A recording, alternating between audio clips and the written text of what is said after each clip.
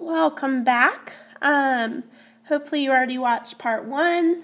So we are on part 2. We're going to pick up with question 10. And it says, list and describe the 5 types of leukocytes in order of most abundant to least abundant. So remember, this is that little sentence that y'all thought was just so silly. Remember, never let monkeys eat bananas. So never let monkeys eat bananas. Okay, that's going to help you remember. Just take a look at these first letters here. Okay, so this goes from most abundant to least abundant. So the N stands for neutrophils, which, if you remember, these are things that are going to increase in number during any sort of bacterial or fungal infection. Okay, so they're going to increase in those, like strep throat, athlete's foot, something like that. So those are your neutrophils. The L stands for lymphocytes. Okay, there's nothing special about those, so don't worry about putting anything. The M stands for monocytes. Again, nothing super special about these. The E stands for eosinophils. Okay.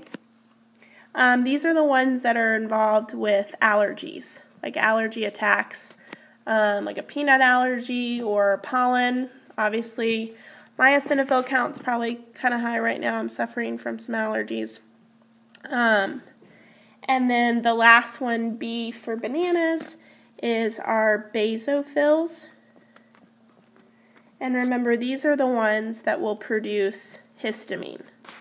And that's what kind of opens up our blood vessels and they become leaky, and that's what produces snot and congestion and things like that. So remember, never let monkeys eat bananas, and that's neutrophils, lymphocytes, monocytes, eosinophils, and basophils. Okay.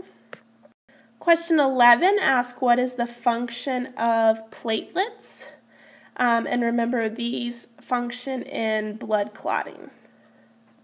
So if we cut ourselves, we got to have a way to clot our blood so we don't bleed to death. Okay. Question 12 has a couple different parts. Hemopoiesis.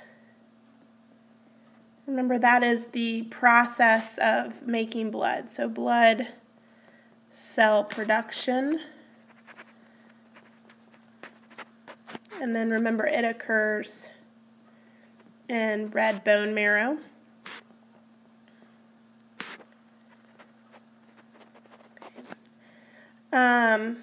Hemostasis, you may not remember, but remember, this is kind of a fancy word for blood clotting. It had a series of steps that you do have to know. You will see like a multiple choice question where it gives you the 3 steps and you have to put them in order. So, and I kind of shortened them. I know on our notes it was like 3 full sentences. But if we were to shorten these 3 steps, it would be, the first thing would be vascular spasm.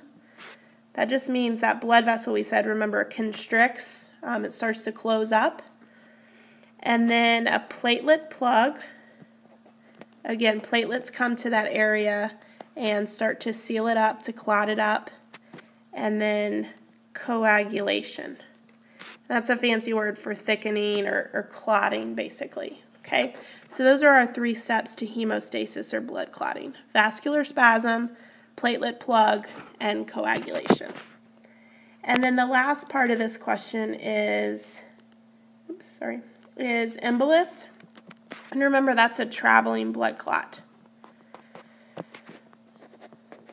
Okay, so these are kind of dangerous because as they travel through the blood, they could get stuck in a really tiny, capillary blood vessel, and that could prove to be really dangerous and cause an aneurysm, a stroke, something like that. All right, question 13. what is the most common blood type? So the most common is actually O, and then the rarest is AB, and our universal donor, meaning they can give to anybody, that is O, they can give blood to anybody, and then our universal recipient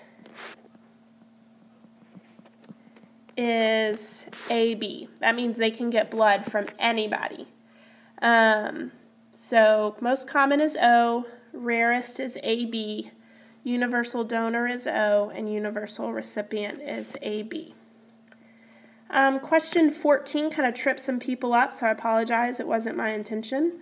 The atria, that is the same thing as atrium. It's just a plural term, so atrium means one, and atria means multiple ones. So these are actually the receiving chambers. So remember, these are going to receive blood from the superior and inferior vena cava, and they receive blood from the pulmonary vein.